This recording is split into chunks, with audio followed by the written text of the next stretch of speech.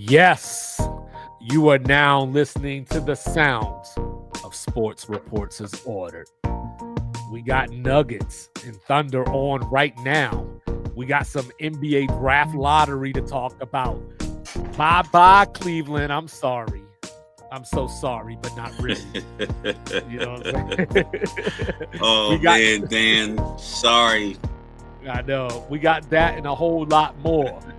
I said, because with me is the one and only, the world renowned, the world famous, born in Texas, raised in VA, representing everything New Jabruz. Even the Philadelphia 76ers had to put their headquarters in Jersey. Yeah, they had to come over to Camden, yeah, I mean. Mr. Logical. And it's me down at the Alamo, your unorthodox statistician going left so much that you throw southpaw. Left so much that only I could see that hook that Romello put on Ryan Garcia. I am 2-5. The 12 people saw on TV because they don't know how to promote. Like, review, subscribe, share, rate, do all the free things. Solutions over excuses, baby. With a liquid death in your hand. Yes, sir. Let's get to it. And first and foremost, get well, Jeff. Get well, Jeff. I want to give a shout out and a get well message to a great friend of mine out in Utah, my favorite state in the union. Shout out Jersey. I know I rock with Jersey, but Utah is my home away from home. He was injured over the weekend. It was a serious injury, and I mean, Jeff is one of those people. Like you meet people in your life, who are just inviting and wholesome, and him and his whole family are always that way. Like every time I've gone out to Utah, like I could even pop up on like, hey, I'm coming out there in a couple of weeks. People come over for parties. We'll go stay at the beach out in Idaho or something like that. So like they're always very accommodating. I come in, they put me on the schedule, and they're in their bath, in their living room. He brews his own beer at home, so he's like, "Listen, we got to finish this cake." So like, you try this new one. He's just one of those genuine people, and his family the same way. Heather, Jackson, Matt, his younger brother, who's 6'3", we call him Little Garrett because Jeff is 6'6". Nate, Becca, everybody, the whole gang, Michelle, everyone that every time I come out there, it's just a lot of love. So get well, Jeff. This is the last time we went out there. I bought this shirt. You can see it. We went to Bear Lake, and if you know Jeff, he always has like his grizzly beard, his hat, and his sunglasses. So I just called it my Jeffy Bear shirt. So all weekend long, I just wore it, kept messing with him. So shout out to Jeff. Get well soon. Get well, Jeff. And because I got to come out to Utah, and you got to let me drive that big Chevy that you lifted. I'm telling you, you feel different when you drive like a lifted Chevy stick pickup truck. It's something about your soul. You want to put on some Chris Stapleton and just ride out, but there's no CD player and you got to play it on your phone. But yeah, right. Shout out to Jeff. Get well soon. Heather, Jax, call me if you need anything. But yeah. Well, not to be somber, but speaking of feeling different, I'm pretty sure that we feel a little bit different than Jason Tatum does right now. The Celtics were trying to become the first team to repeat in the last 7 seasons, and it will not be.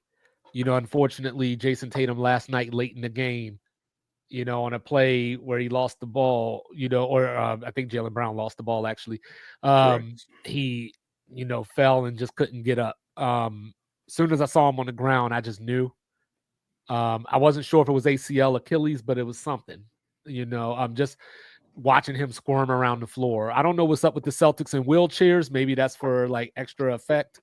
But, look, I thought Boston was going to win that game last night before all that happened, Up 14, I thought they were going to win it. Yeah, but let me ask you this, Mr. Logical, before we even go any further, because my answer is Jalen Brunson. But who would you say is your MVP of the playoffs right now? I like what Ant's doing, but you can't. It's It's a no-brainer. It's Jalen Brunson. Tyrese Halliburton is putting a stamp on. He's definitely. I didn't want to He's putting a overreact to what stamp I just on. saw. Yeah. But Indiana did blow. Indiana blew Cleveland out the last game.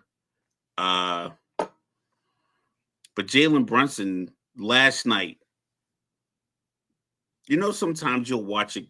Like, okay, for instance, I didn't get to watch a couple of games last week because I went out to the movies with my son. And I did some other stuff, so I wasn't able to sit and watch the game. And you hear about 20-point leads getting blown, and you hear about all these big leads getting blown. I watched that game last night with Boston and the Knicks. Boston wasn't playing poorly. They went to the three a couple of times when I felt it was forced.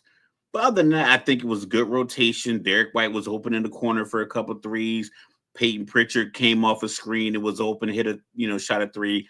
I thought Tatum shot a couple too early, but he had knocked down 3 or 4 of those same type of threes. So it wasn't like he was having an off night. He had 42, 8, and 4 when he went out. Yeah, so, I felt like they were shooting great three. It's just that Jalen Brunson in the second half, so the third and fourth quarter, but in the second half, he just kept getting to his spots no matter who they put on him. They'd have Holiday on him, he'd body him. They'd put Derek White on him, he'd body him. They had Porzingis switch onto him, he'd body him. So it's like it didn't even matter the type of player. Drew Holiday is one height, Derek White's the next height, Porzingis is over 7 feet tall. He literally treated every single person like you are impeding my progress to this rim so I can get these 2 points. You're in my way, and that's how he treated it. I didn't like the flagrant one they gave to Jaylen Brown. Yeah, I didn't like that either. I felt like he closed out, foot was planted on the ground, arm was straight up, and Brunson stuck his left foot out. But even with that, he gets back up, battles. So it's like Jalen Brunson, like I said, him Eastern Conference Finals, because I'm calling it. I don't think Boston can really. I don't know if they can recover emotionally. Brown can lead them to one at home. No, because I think their strategy of forcing a switch and making Cat defend is only effective if both of them are on the floor. Because now you don't have to do that. Now you don't have. Now you could just fight through that screen and make Jaylen Brown beat whomever. And he's not really known for making plays from the 3-point line, dribbling the ball into the paint. Right. So whereas Jason Tatum could do that. So it was funny to me, because as I was thinking about this, Boston started 9 of 14 from 3 last night. That's the worst thing that ever happened to them because they went 9 for 34 the rest of the game. That's kind of the thing when you're a jump shooting team is that it goes cold real quick, just as quick as it got hot. And I don't understand, and I get this is the Celtics philosophy. I get it's what they do, but even like Tom Brady, Aaron Rodgers, whoever, Josh Allen with a lead hands the ball off. Yeah. You know what I mean? He's still got to run the clock. So like if you're going to jack the threes, at least jack them at the end of the shot clock. You know what I'm saying? Instead of firing off with 16 seconds left on the shot clock or 12 seconds left on the shot clock. Something about the 3, for some reason, people make everyone except for the Knicks. Every other team that watched Boston make threes, they crumbled every time. And this is what I was noticing last night. Jalen Brunson hit that 2-point floater, and Jason Tatum's face would look like this. It was like a dagger every time. It was like every time, and it felt like New York picked up on the fact that Boston, even when it was like 48-42, 56-48, like Boston would still have the lead after a made shot, and it just felt like Boston looked at every opportunity that Knicks took to score like, why don't these guys just go away and let us win? Right. And when they were up 14 and they called that timeout and they quickly cut it to like 8 or 6, like I said, Boston wasn't playing poorly. It's just the Knicks, Deuce McBride hit a timely three. Kel Bridges hit some threes, but they were missing. Cat was in foul trouble.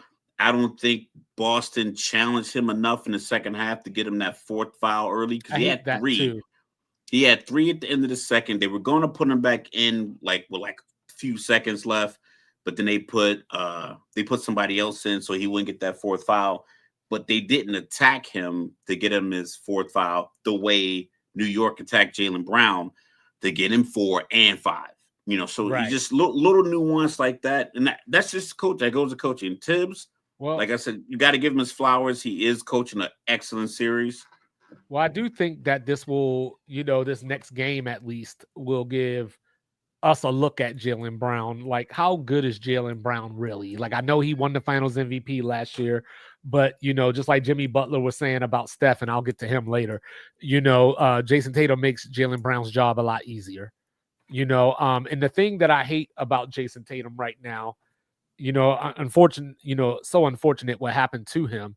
But the thing that I hate is just like I was talking about OKC when we were off camera, is coming into the playoffs. The question about OKC was, can they respond to adversity? What happens the first time they stub their toe?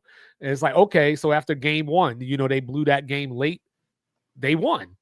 They lost game 3. They won game 4. Jason Tatum waits until backs are against the wall to show up the way that we need him to. Like, just show up. Like, you won't even get to that point.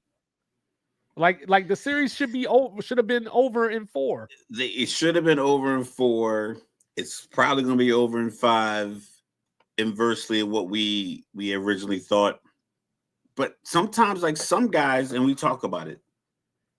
Jay Wright said this about Jalen Brunson is like he wants to be the leader, Right. and he does it through action. And when we talk about him, he plays like he plays what it seems like an arrogance, but he Yeah. plays with like a controlled, rage-based arrogance. Tatum knows he's a good basketball player, but that whole, when people say no one feared insert name, I don't think teams fear him going off. You know what I mean? Like it's not Because like even when he him goes getting off, 50. it usually takes a lot of shots to do it. Takes a lot of shots. It's a lot of threes. It's not sustainable. He doesn't get his defender in foul trouble to where, like, when Kobe was going off, the guy guarding him, whether it was a guy like Tony Allen, whether it was like, Marcus Smart later in his career, where, Bruce any Bowen, like yeah. Bruce Bowen, Tayshaun Prince, these guys were getting 1 or 2 fouls, and Kobe would have 8 points. Mm-hmm. But they'd have 2 fouls. So now you got to bring in this other guy. And Kobe would get that guy 11. And now you got to bring this other guy in with 2 fouls. So now he can't. Jason Tatum would get 26 points, but he'd go 6 for 9 from 3. So it's just like, okay, cool. I'm like Jalen Brunson, like, okay, cool. I'm still in this game. I'm going to come back and put it on you. But Yeah, like, and he had 12 assists. Jalen Brunson had 12 assists last night too. That's the thing. Like, I think the way Jason Tatum impacts a game, he doesn't. It's like when LeBron is on, when Steph is on, when Clay was on back in the day, when KD's on, when James Harden was on, when he had that stretch, he was making your defense change. He was making your personnel change. When D Wade was on, you had to make defensive adjustments. The way Jalen Brunson impacts Boston. Right. It's like they keep putting like Jason Tatum, it was like cat switch. And if he hits a shot, he hits a shot. But that doesn't we didn't change anything. Anunoby, if Yeah. you could get through the screen, get through the screen. If not, all right, cat, you just do your thing. And it's nuanced, and it doesn't seem like it makes that big of a difference. But when you think about like Allen Iverson, he was forcing the defense to change. Right. And then, of course, that ain't the only series in, basketball going on right now. My guy, Kentucky's own Shea Gilgeous-Alexander with a big fat 2 for 9 right now. Him and Jokic have both. I don't want to be hyperbolic, but they've been pretty awful by their standards in this series. We were talking about game 4 the other day, 92 to 87, 17 to 8 after the first quarter. Denver only had 36 points at halftime. So I think part of that, it was only a 36-hour turnaround, because they've been playing every Yeah. other day, but like they're playing, right now, what, 9 o'clock on the East Coast start time or something like that. But then this game started at 3:30, in the afternoon. So I think that played a role in how that game turned out. I think Game 3 or game game 4. 4. Yeah. So I Game think one 4 of was weird, man. Like it's gonna be the rims. The rims had to be off because I've seen like one team play poorly, like we Mhm. saw in the second game that day when Indiana had 117 points at halftime and Cleveland had 14. It's like okay, Right. they both got a chance to shoot on each hoop. Cleveland is just off. Indiana's killing it, but Yes, the sir. Yeah. the Denver Oklahoma series, I text you, the youth is coming out for OKC. Talk about the end of game 3 and then at overtime. Right. I just feel like SGA, his shot that he had, because I was having a conversation with a guy at work, we talk about like He tried to how get the D quickly whistle special. it's it's the same thing I had said about Jason Tatum. It's like sometimes in the tie game, down one, or this shot wins the game, ties the game, or whatever the case may be. You gotta just go with your bread and butter and live and die with it. Like for that situation, Kobe had the midi. Jordan's famous, last shot when he got Brian Russell in Utah Yeah. was the midi. If you're down one or the game is tied, get to a simple jump shot. No step back. You don't need a lot of action. Put 3 guys on the weak side, and then you keep maybe one of your guys as a threat to be maybe a screen or somebody that's going to crash to the hoop. But other than that, you work the ISO to where I Mhm. want to coach. I want to get to my spot. I want to get to 16 to 18 feet, the Kawhi pull up. I want to get to that. But a lot of these guys, they work their normal game to game action. They try to force it. I'm like, yo, just shoot. It was a Right. tie game. Right. Just create the best shot you can with the dribble and take it.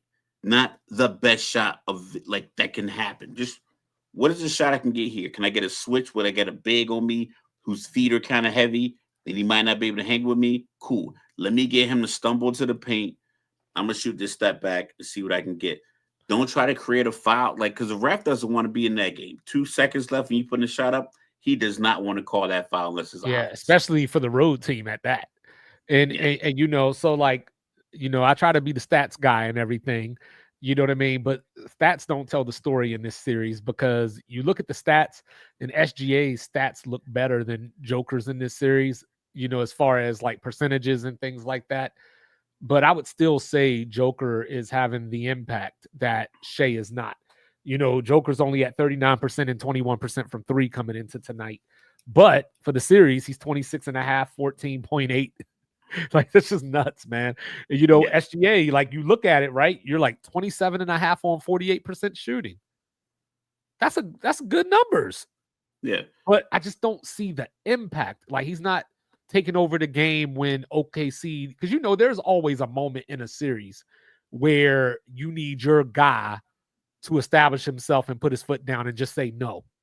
You know what yeah. I mean? You And see Anthony and Edwards doing that right now. we see the standard right now with this playoff run with Jalen Brunson. He Right. is the standard guy of like, listen, get in this backpack, watch what I can do, Right. watch how I can change the mood of an entire city with the way I play. Those New York Knicks fans never wavered when Jason Tatum was on his run. Uh Denver is weird because I think I think they're playing with grit, Uh-huh. and the OKC's youth is keeping Denver in this series. Michael Porter Jr. literally can't lift his left arm up. Why aren't you attacking him in a pick and roll? Well, we talked about this with Embiid last Whoever year, he's right? guarding, You know, come up, you set the screen. I don't care if he's guarding SGA. Make him switch, make him have to fight through something, make him bump into people, make right, it legal to where all day long he's running right, that left shoulder into Hartenstein, into Chet. And Chet's not that big of a dude, but when your arm right. hurts, he feels like Shaq. Well, see, Like I'm not Dylan Brooks said, if my ankle's hurting, attack my ankle. Like, why would you right, not? The dude right. has a That's what pad we on were his talking about shoulder. with the Knicks and It Embiid looks last like year. this. Yeah. I'm like, what is You that? know, I so he thought it looked was an like he end of got the game ice pack. he looked like he got the joint shredder hat on his shoulder, you know what I'm Like he saying? got a machine in there that's just sending them signals or Like he the something. Like they winter just got it soldier or taped something. over. Yeah. But no, Oh, he Lethal. like Bucky. But no, Lethal. I'm not surprised by the Nuggets just because they got Jokic who just makes everything go. So I'm not surprised per se. I thought OKC would have an easier series, but it was because I was banking on Denver being a little fatigued coming out of that 7-game series with the Clippers and with the amount of stress that Jokic has to put on his body and just mentally to try to get this team to be in these games. So that's where I thought, you might see Denver break down a little bit. But they're about to go up double digits right now as we speak, so props to Denver for holding it down. You know what I'm saying? Is I still Denver think gonna force that rematch in Minnesota? Because, like I said, I think Golden State's done. Unless they force Steph Curry to come back Game 5, it's a yeah, wrap. I've heard that could be an option, but they better not. I'll just leave it at that. They better not. They can't pray for a Game 6. Nah, but I mean, if it's a hamstring, like at what cost? If it's a hamstring and he plays and he doesn't play well and they lose, the series is over. So what's the point of like him sitting hoping that you get All him in right, well, I 6? guess since we're talking about it, let's get there. So, Yeah. look, um, I don't know how Jimmy Butler's brain works. Like, you got no Steph. We just need you to win one game to keep this series alive to extend him a little bit. And you come out and take 9 shots. And I said something about Jimmy Butler, my bad, when I was watching the game. And I think I used the wrong word. Hopefully I can articulate it after you finish your point. But like I'm gonna think about the word I want to use and I'll all explain the right. word I used earlier. So yeah, 9 shots when the team is dependent on you to where Jonathan Kuminga, who has barely been a part of the rotation, has to be the leader on offense. Buddy Hield left a lot of his game in Houston, that game 7. And I just feel that Jimmy Butler, this was a chance to assert yourself. And, he's older, but we just need you for one game. Just one game. Extend us a little bit because 2-2 and 3-1 are a lot different when you're trying to talk about bringing somebody like Steph back. When I talked about Jimmy Butler, and I know I'm gonna say this, and it's gonna be like, what? I think he's a tad bit overrated, leaning towards probably one of the most the in the upper echelon of overrated players in the NBA.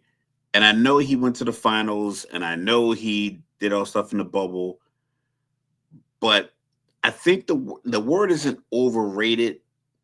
I think it's probably overvalued. Like the expectation you expect him to make doesn't fit how he plays. Right. So it's like he doesn't play takeover basketball. He doesn't play Jalen Brunson basketball. What he brings is the energy for the takeover type players But when he to wants feed to. off of. But when he wants to, he can do it. But that's not how he plays. You know what I mean? It's like a vibe. Like when Grant Williams got him fired up, he was like, okay, boom, you put the battery in my back. Watch what I do.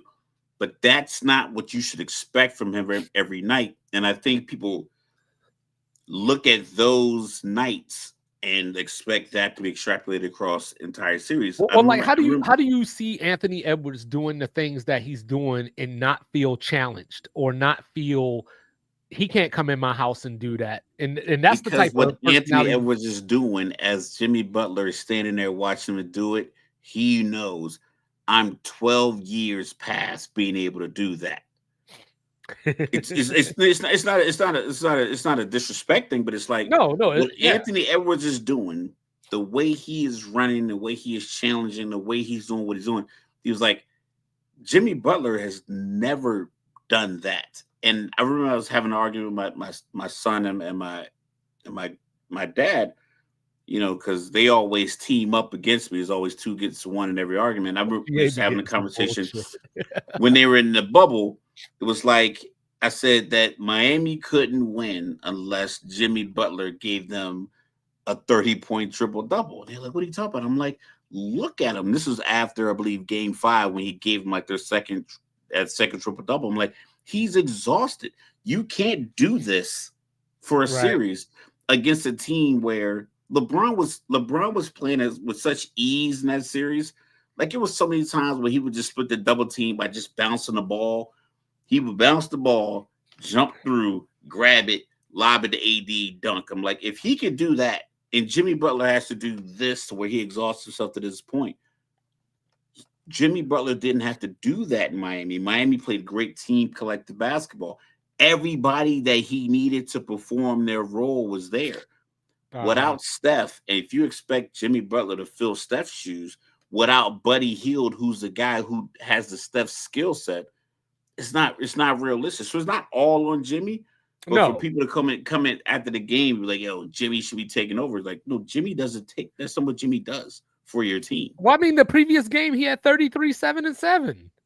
But once again, that's not what he's. That's not a sustainable thing for him. No, I know, Like but Jalen but Brunson, you got to Jalen go Brunson's down gonna guns have blazing. 30. You can't come out and shoot 9 shots. Jalen Brunson's gonna have 37 to 38 points in the closeout game against Boston, in this game 5, because that's what he does. Jimmy Butler would knock down a few shots early. He'll get, 8 free throws in the first half. And now you go into halftime, he has 16, 17 points. And then he'll come out and do the same thing in the second half. But if he doesn't get those 8 free throw points, then he's sitting at like 7 to 9 points in the first half. He's going to come out and give you 7 to 9 in the second half because his groove comes from like getting those kind of scrappy points. Mm-hmm. Your primary star guy doesn't get you scrappy points. Mikal Bridges probably won't have 23 or 25 points in that closeout. He might have 17, but Campaign might come in and get you 8. You know what I mean? So like Right. that's what it is with these guys. With Golden State, they don't have a guy without Steph, which is no fault. It's like it happens. Injuries happen. That's why I was like, this series is over. Yeah. Because they can't replicate what Steph gives them. So we're at halftime, Denver 56, OKC 54. So then, of course, Mr. Logical, the Pacers still running around. I think I just saw Tyrese Halliburton hit another shot. Another shot and hop out of the van with a bunch of blonde girls. Yep. Well, this is what we were talking about, though, before the playoffs. We were having a conversation about, can Cleveland actually challenge Boston? Like, they're the 1 seed. You don't want to be disrespectful, but can they beat Boston? So it reminded me of back, I want to say it was 2013.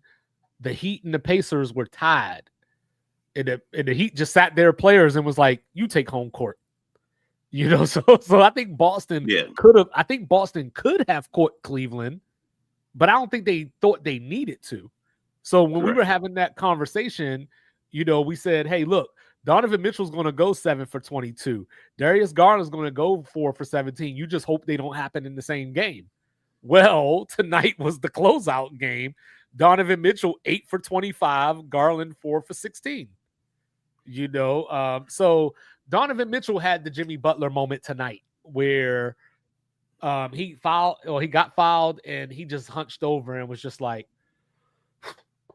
because remember, Hunter, Mobley, and Garland missed a game. Well, Garland missed 2 games. Correct. So Donovan Mitchell was out here literally putting the team on his back before he got hurt in game 4 the other night. He was averaging 41 in this series. Yeah, he was averaging a lot, but they were down. But they were down. When they were down close to 40. They were down 40 plus, right? At halftime? At halftime, they were down 41. It was 80, yeah, 87. It was 80 to 39. Yeah. Yeah, so I think that he knew whatever he tweaked in the shoot around was like, we're not coming back in this game. Well, tonight they were up 17. No one blows a 40-point lead. Well, being up that early, I watched a video earlier today with Carmelo. He's talking about he trained with Jordan. And he said something like he wanted to average 28 points a game. And Jordan like, listen, you just got to break that down. That's 7 points a quarter. That's 2 layups and a 3, or 2 layups and your third layup, you get an and 1. So you're gonna get hot. You're gonna get 11 points in a quarter, and now you go like make sure you just go into halftime at least 14 points. So like you can break it down like that. So a 17-point lead in the second quarter. If I'm Indiana, I'm like, okay, if we get a stop, score, stop, score, we can cut that to 13 or even 11 if they're threes. And then, because we can put the pressure on, because we just put up 80 in the first half on this team on Sunday. They know that. They remember that. Their star isn't 100%. Their other stars are playing very small, and they have been playing small this entire series. And we're up 3 games to 1. So any kind of run we make takes so much wind out of their sails. So it's like that 17-point lead it feels like fool's gold, because it's like, yeah, we can overcome this. They ran off like, I think at the end of that game, the end of the first half in game 4, I believe Indiana ran off like 17 or 18 points in a row, maybe 19 on that final 3. And they did the same thing, I believe, early in the first quarter. They ran off a bunch of points in a row. Right. And so Indiana started this season 10-15. And a lot of people started, saying that it was a fluke that they made the Eastern Conference Finals last year. Correct. They turned it around. They finished the season 40-17.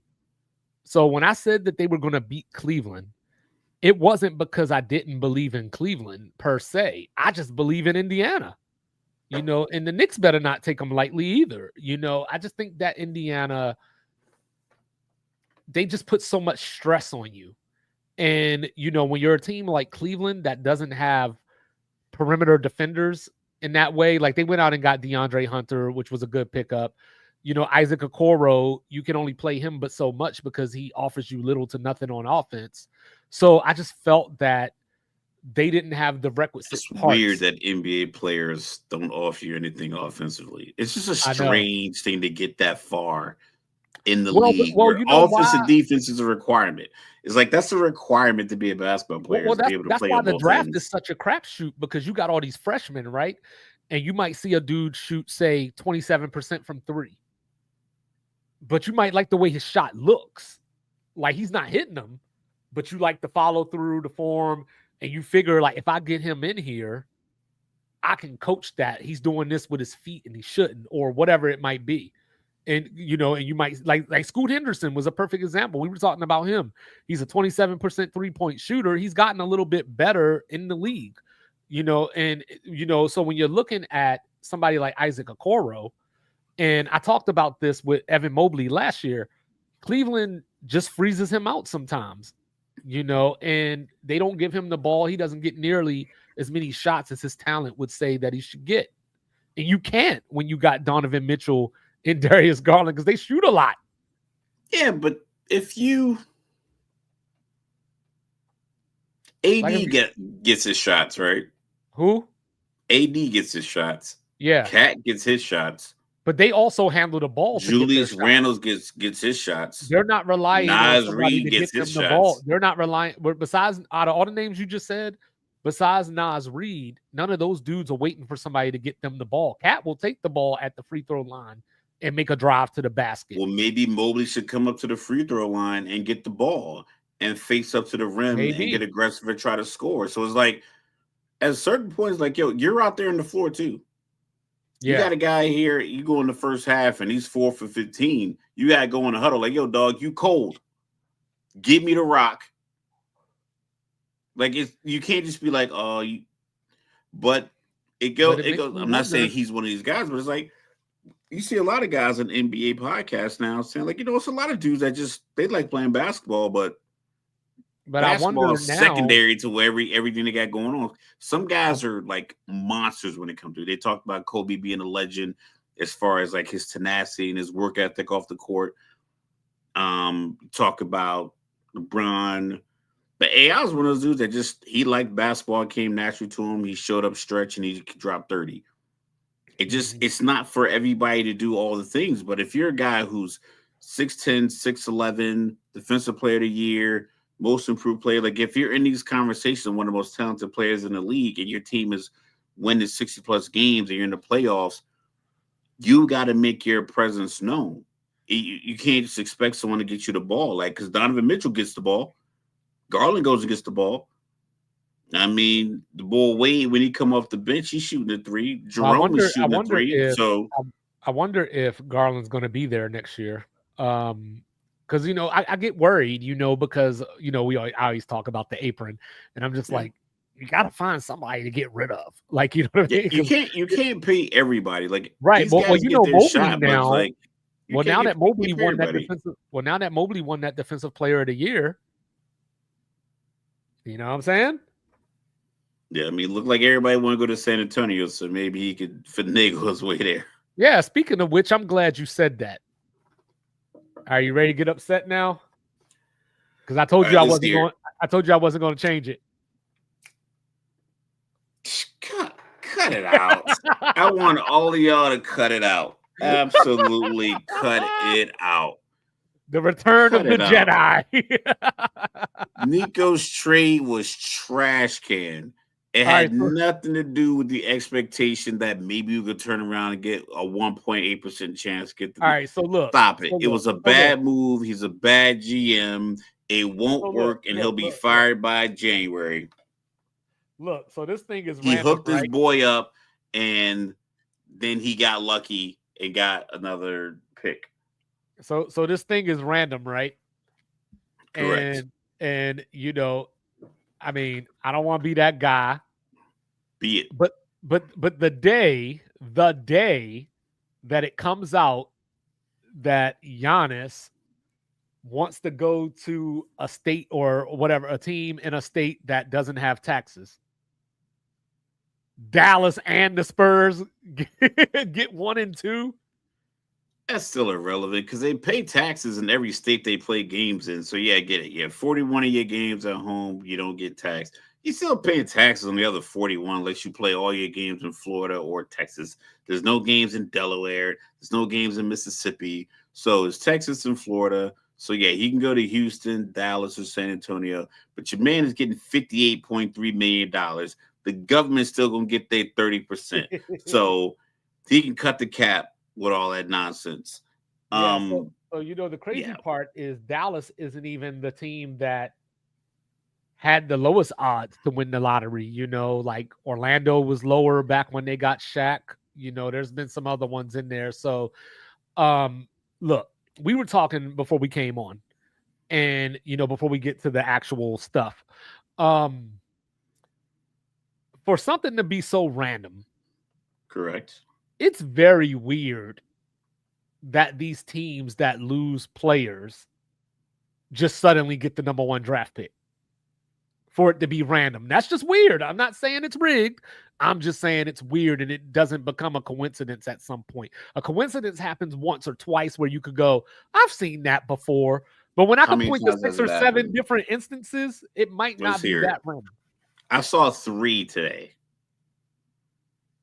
and they weren't that random. Coupled with the fact that, and this is maybe I'm naive in this stance, but logically it makes sense to me. This is what you're pulling up, right? This is what I told Yes. you you're supposed to pull up. Yes. Okay. I don't What know is if you can this? see it. Can you see this? It says Utah Jazz 1, 2, 3, 4. So these are the combinations that the Jazz could have got that would have got them the number 1 draft pick. So like literally, there's like 140 different combinations that Okay. would have got all of these teams the number 1 draft pick. So that's where it's hard for me to go, that's rigged. You know what I mean? Because when you figure out, like, to be able to get the combination, and I was listening to a podcast earlier, and the guy, one of the reporters, was actually there in the room while all this was going on. Yeah. And, they, like, for them, they had to flip through booklets, like, all right, it's a 1, it's a 10. Okay, so what teams are still alive with the first 2 numbers being 1 and 10? And there's 140 combinations here. So, like, it's kind of hard to be like. Hence why it's not rigged. But it's just That's weird. That's it's what I said. It's weird because it's weird. random. Like I play, like, sometimes I play blackjack, or when I go to casinos, I play craps. And I watch people like set the dice, and they look at like what they're gonna bet on, they set the dice, and then I'm like, dog, that did nothing for you other than your mental ease. Like, you're not the number combinations between 1 and 6 on 2 die is always the same math. 6, 7, 8 have the most the most combos. That's why when you bet on 6 and 8, you got to bet a little bit more than the table minimum. And then 7 is your likely number to hit because of the number of combinations between the 2 dice. That's it. It's just simple math. For it to be rigged, and like I said, we talked about this in the NFL. If it was rigged, we would have gotten the Eli Peyton Super Bowl for sure. At some point, Kobe LeBron. We would have got Kobe LeBron in the NBA. The Knicks would have won a title since 1972. The Knicks would have won a title or gotten the number 1 pick in those years when they were like in that range. Like, they haven't even been to the conference finals since 2000. The Knicks. Yeah. Then what they were in the East Conference Finals last year? No, they weren't. But they got beat out in that Indiana played Boston. Yeah, I was tripping. So, in order for it to be rigged, it would have to allow, and this is something that I got from First Things First, Nick Wright, and the gang, Chris Broussard, Kevin Wildes. They were like, that means the Washington Wizards owner would have to be like, all right, I'm going to wait my turn to get my number 1 pick, because they're all involved in this. The year that Cooper Flag is coming out. The year that Cooper Flag is coming out is like, he's from Maine. I got the whole East Coast. And it's like, nah, let's send him to Texas. Let's send him to Texas. So it being rigged, because if you look at the number 1 picks that have come out, Anthony Bennett, even Ben Simmons, Zion Williamson, Kyrie Irving was the number 1 overall pick. Timing, man. Brignani, I think, when the Knicks, they took him number 1 overall. When did those draft picks happen in relation to those teams losing their stars? New Orleans got, when Anthony Davis got traded to the Lakers, New Orleans got the draft pick that year. The year that the NBA owned the Hornets and David Stern turned down the trade, they got the number 1 pick that next year. You know what I mean? You talked about Kyrie, Anthony Bennett. Here's one that I thought about today that just randomly popped into my head. So 98, right? Jordan does his thing with the arm, hits the shot, wins the title. He's like, hey, I'm not coming back if Phil ain't coming back. And they got Elton Brand, number 1 draft pick that next season. So that's where, like, for me, it's like, okay, it's random, but come on, like, it can't happen that many times in like a 20-year window. So they've been doing this current format for like 13, 14 years, Well, I something think like this that, with new the one loss is. I think percentage. this is pretty new. I think It's because they. pretty new. It's Yeah, under Adam Silver, post David Stern. yeah, yeah. My thing with it being rigged is this: there hasn't been a bona fide number one overall player that has come into the league and changed the fortunes for any franchise in 15 years. Well, Not one. define change fortune. Okay, Kyrie didn't make Cleveland any better. They had another terrible record. They got another number one overall pick. Well, I mean, are you saying Just like like are you saying the whole championship? Are you no, saying just making the team relevant. because I would argue, I guess, I mean, that's still 12 years ago. I would say AD did that. John Morant made, oh no, he was number two though. He was number two. He was number two. Okay. So AD to New Orleans, and he left after they made like one playoff series and they Why lost. I know because the NBA, see, this is why people think it's rigged. You know what I'm saying? So you saw Zion's face when New Orleans got that number one draft pick. And for the whole week, all I heard from different people, to include our very own Residente, is nobody wants to see Zion in New Orleans. Why? Correct. Zion So needs to be in why New would the York NBA rig it to send them to New Orleans? because That does what? No one because watches those well, it's games. not about what it does for New Orleans or what it does for the league. It's hey, our cash cow just came up off of your team, so let us provide you with a backfill. When did Orlando get their last number one pick? They've been awful for Dwight years. Howard, Okay, I was a senior 2005, 2004. Yeah, 2004. Okay. I just made staff. I was in ALS. That's a long time ago. Like before, like only one of my kids was born back then. I got four of them now. Let's look at Charlotte. Charlotte's been awful for decades. And owned by Michael Jordan at one point. Their number one pick, Kwame Brown. No, he wasn't even theirs. It was Charlotte Bobcats. No, it was Washington Wizards. Yeah, it was us that It drafted was him Wizards. when Okay. Jordan was there. Yeah, so that's what I'm saying. So That like was, everyone, we got him, we got Kwame, the and then we got expectation John Wall. that it's rigged is like there's no evidence of the number one pick realistically changing the fortunes of any franchise for the last four presidents. Realistically. So it's like, why am I, if you're rigging it to send a player to Dallas, when the Dallas owners clearly want to go to Vegas? Where did Luka That's end more up? realistic. That's more realistic than it being rigged because, like, Where did these Luka are end up? casino people. He went to LA To the cash cow. because Nico is friends with Rob Pelinka and Kobe Bryant. He I'm hooked gonna his stop boy blaming up. Nico for this. Like Listen, Nico ain't got bosses. Listen, if he's got bosses. If I met a guy that produced podcasts and he asked me, "Do I know any good podcasts?" You think I'm gonna pick another person besides you? You my boy. Like I'm gonna pick you. So if I'm Nico No, you can and pick you're the Rob Lakers, but Pelinka, I would you my imagine man. You've been my man for 20 years. I'm gonna give you the best deal just so I can get out of from Luka. I imagine Because Nico still had the report what the trade was going to be, though. to the owners, Somebody, I mean, but because the I know owners have Dumont come doesn't out really. He doesn't really they've know a all lot. said they did not realize the impact that Luka had because they're not basketball people. We talked about the money guys and the nerds. They don't understand. People who don't understand sport is just like me not understanding the stock market.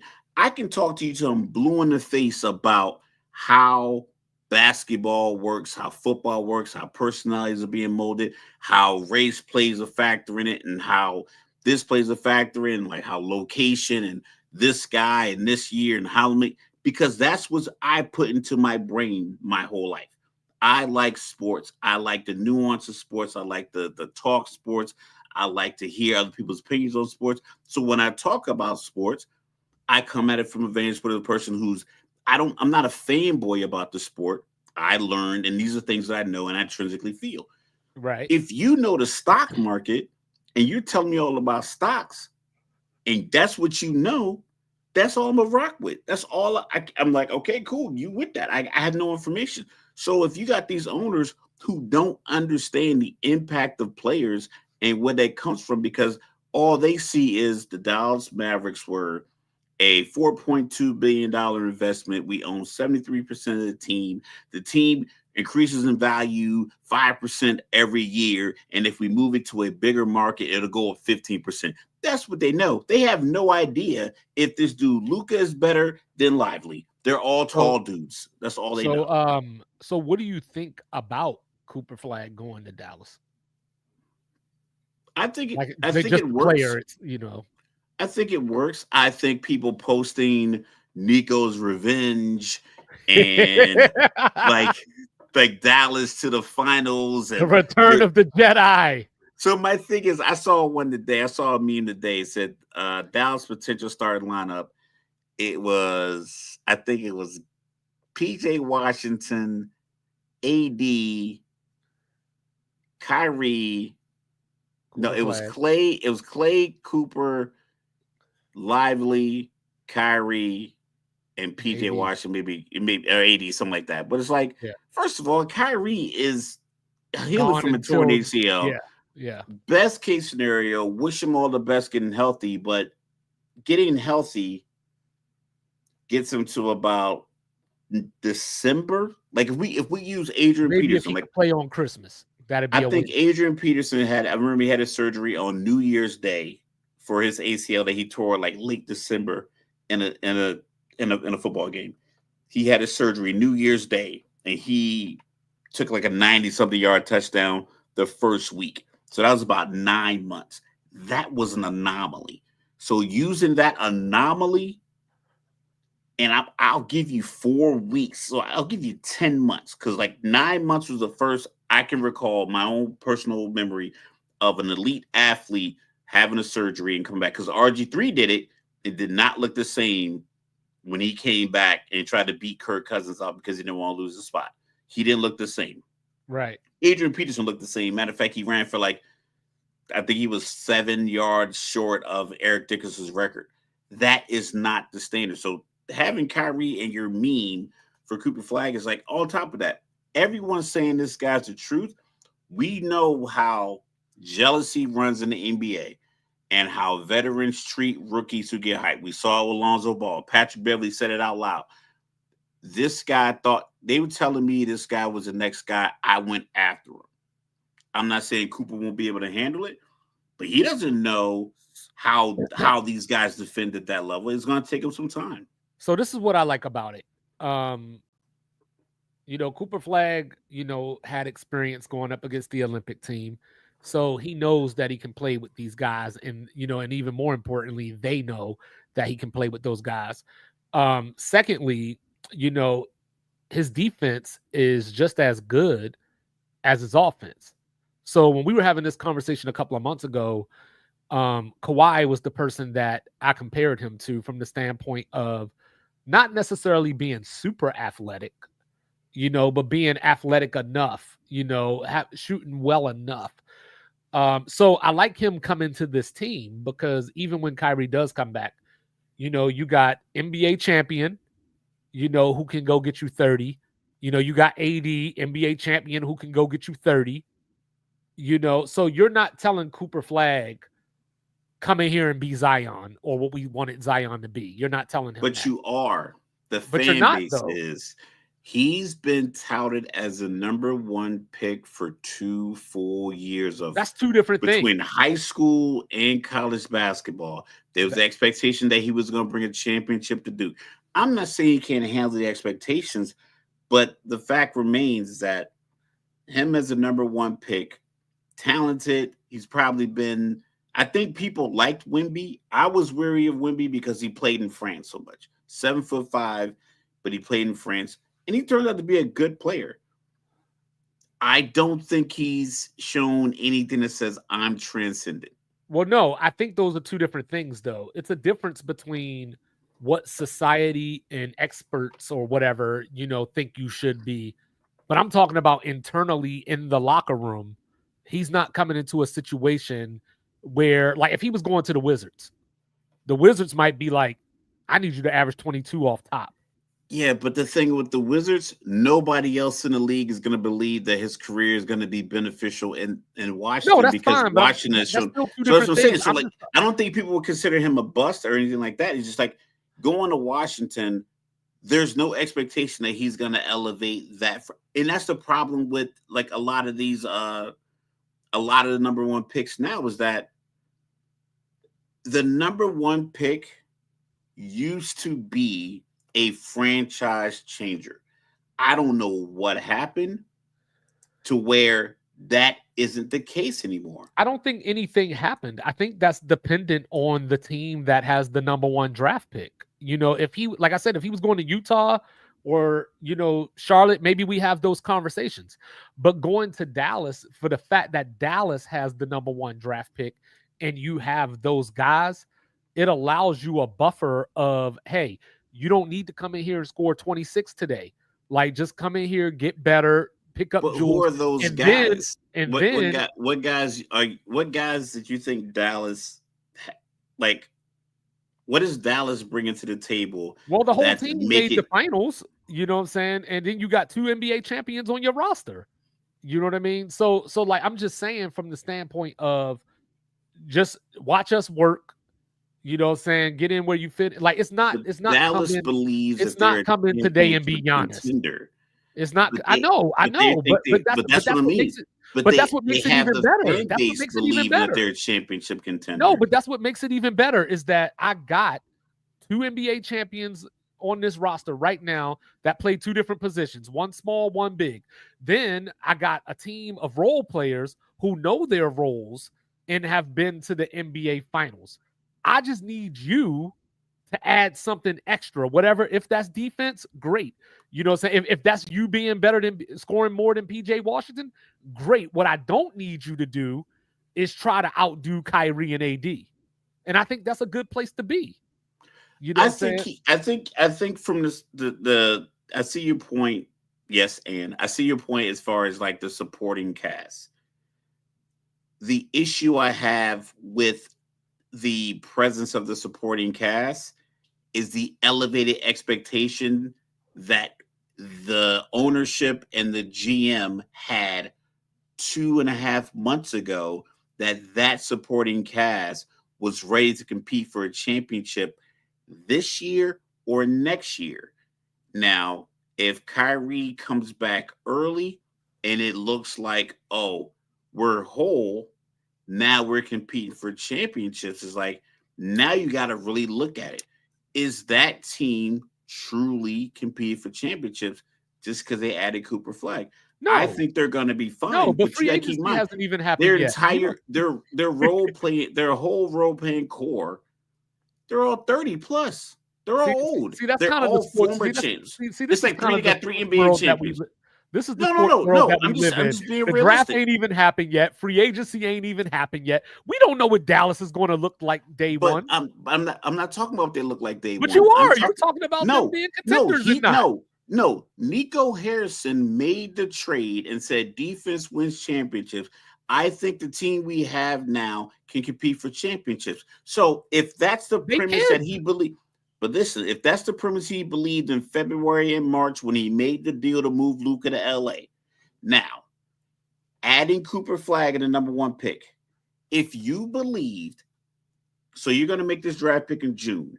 If you believed in March that the team you had in place was championship ready, you're not going to add that many free agents. You're not going to subtract from that You team might need to because you trade though, believe. because you might not need Cooper Flag and PJ Washington, or you might not need Cooper Flag and this guy. You might not need Davis, Lively, and Gafford. So there might be some moves, you know what I mean? But we don't know that yet. And I'm saying I'm not projecting that. I'm just thinking from the stance that they were very assured of themselves post Luka. I don't know if it just was hubris because they didn't want to admit that, No, I yo, think that we they got thought. fleeced publicly, No, I think and they thought we that we got the have worst Kyrie and trade for a AD. superstar, and everyone was amazed when they saw it that, oh my god, I can't believe they just traded Luka to LA for AD, and No, maybe they were I just think they they were just. just holding that line like Braveheart, like, yo, no, we good No, championship. at his best, Anthony Davis is a top 12 player. You know what I mean? Maybe even a little higher. I might be selling them a little short. Yeah, Kyrie, is a champion, well respected around the league, hits big shots, Clay so on and Thompson. So so you got forth. 3 champions on the You team, got absolutely. Clay, yeah, and I forgot all about Clay when I was talking about Yeah, champions. because you So said 2, and I was like, yeah, I was like, hold up, yeah. when you But funny thing when you said 2, I was thinking Kyrie and AD also. Until I started breaking down, like, oh, it's 3. I forgot all about John B. But I'm just saying that, like, you know what I They mean? don't Like, know. you got those three together, right? So Clay and Kyrie, even though Clay's obviously a little long in the tooth, if you will, those are your shot makers. You know what I'm saying? AD and Lively, Gafford are your shot blockers, and AD provides a spark on offense. Lively is your young, up and coming big man that can step out and hit a three or spread the floor a little bit But for the at his most part, height. he's a lob But guy. He's a yeah, offensive no, defensive no, rebound, catch no, the lob guy. no. He's a lob guy because of who he was playing with. Because That guy's Luka, like that guy's not playing 23 feet from the hoop. When you no, have he can when though. He can though, but he you have won't, because Clay, when you got a guy like Luka and Harden, that what I'm saying, one and the same, they play how they play. Like Clint Capella was like that. He turned Dwight Howard into that. Like he tried to turn Porzingis into that. And since it didn't work, they had to get rid of Porzingis. Like, that's just remember we were talking about LeBron and Peyton Manning. Like, some of these dudes just play how they yeah, play. they are their system. Right. And Yeah, that's what but I'm saying. So without Luka there, I think he can get. Oh, but he remember when the trade happened, all these dudes were hurt too. Like Gafford was out, Lively was out, and then AD got hurt. I think it was his first game. yeah, So AD we got haven't even hurt. They seen brought them him yet. back. Yeah, we haven't seen them together, but we have seen this story before. We've seen Law and Order, SVU. We've seen Criminal Intent. We've seen the regular one. We all know how it plays out. Shout out We to saw Organized Brooklyn. Crime. We saw we saw Brooklyn when they had the 3-headed monster. We saw Phoenix do it, and I get it. It's not the same Yeah, actual because those piece, were but yeah. they were aging guys. Right now, we saw it with Houston. We talked about it before. It's like you got the old players with the young player. What philosophy gets instituted? And I think Cooper Flag is going to be an outstanding basketball player, but I'm not. I am not. I'm ready to watch the hysteria of basketball fans putting them in the Western Conference Finals If it were based up off to this number me, one pick. if it were up to me, I would move AD, but you can't. For the fact that you I said traded. something stupid in my head while I was driving, made me chuckle. Like, yo, why don't you trade 80 back to LA for Luca? Well, like I know they can't, but it was like, can you imagine that phone call? Like, well, listen, man, I think you hey, should move let's AD, reset. but you can't move AD because he's the one that you got for Luca, so you can't. You're stuck now. Like, So regardless of what. that's my point. Is like That's a good thing to be stuck with.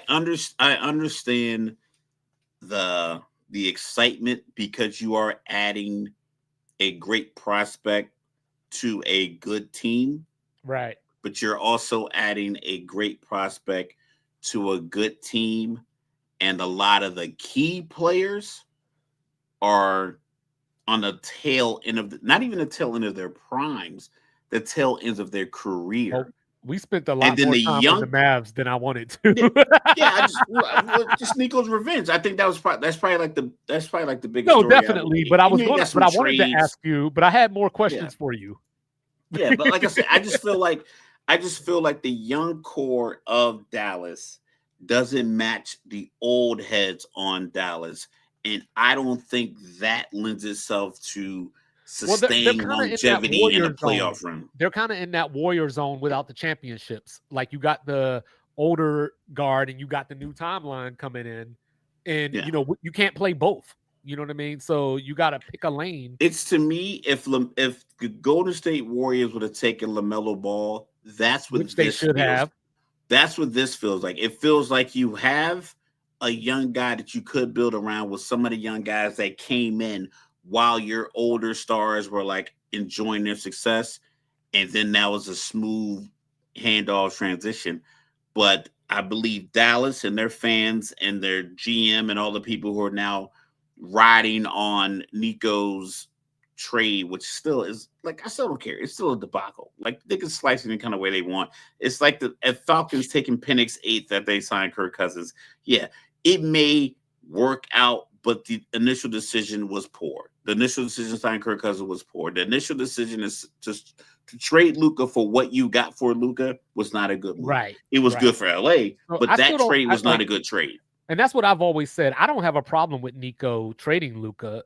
You know what I'm saying? It's just, how did you When he not got back, get back Austin Reeves? You know, why didn't you ask for Rui even? Rui, yeah, give me Whoever, like Rui, whoever.